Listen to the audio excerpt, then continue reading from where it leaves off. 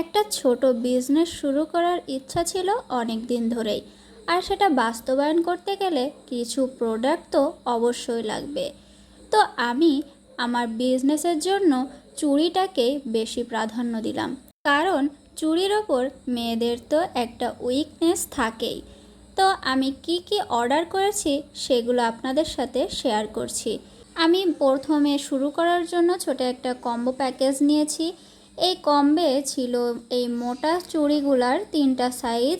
24 সাইজের ছিল 2 জোড়া চুড়ি, 26 সাইজের ছিল 2 জোড়া চুড়ি, আর 28 সাইজের ছিল 1 জোড়া চুড়ি। এরপর এর থেকে একটু চিকন সাইজের চুড়ি ছিল, এটাও 24 সাইজের ছিল 2 জোড়া চুড়ি। এরপরের ছিল 26 সাইজের 2 জোড়া চুড়ি, আর ছিল 28 সাইজের 1 জোড়া চুড়ি।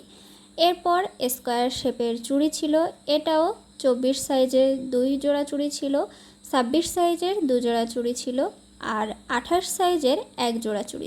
এই চুড়িগুলাই হলো হ্যান্ডমেড চুড়ির বেজ। এগুলার ওপরই বিভিন্ন ডিজাইন করা হয়ে থাকে। তো এরপরে ছিল রাউন্ড শেপেরই চিকন সাইজের চুড়ি। তো এখানে সাইজ ছিল 24 সাইজের 2 জোড়া চুড়ি, 26 সাইজের 2 জোড়া চুড়ি, আর 28 সাইজের 1 জোড়া চুড়ি। এখানেই শেষ নয়, এই কম্বোটিতে আরও ছিল B6000 এর একটি গ্লু, আর ছিল 4 কালারের সুতা। এখানে কালার চয়েসের অপশন ছিল, আমি আমার পছন্দ মতো কালারগুলো চয়েস করে নিয়েছি। আপনারাও চাইলে এখান থেকে নিজেদের পছন্দের কালারের সুতা নিতে পারেন। আরও ছিল 3 রকম শেপের গ্লাস। এগুলাও চুড়ি বানানোর কাজে ব্যবহৃত হয়ে থাকে এবং এগুলো দিয়ে চুড়ি বানানোর পরে খুবই সুন্দর লাগে দেখতে। এরপর ছিল 4 রকম শেপের গ্লাস স্টোন।